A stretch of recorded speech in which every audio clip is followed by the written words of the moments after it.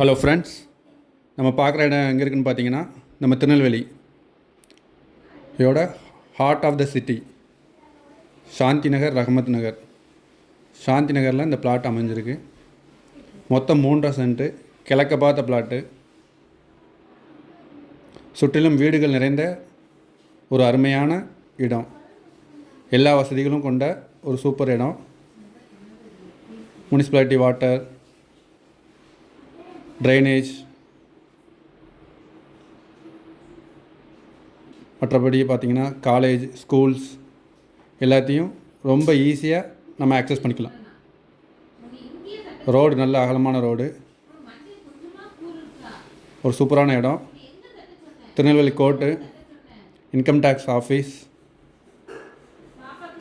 அது போக பைபாஸை ஈஸியாக ஆக்சஸ் பண்ணிக்கலாம்.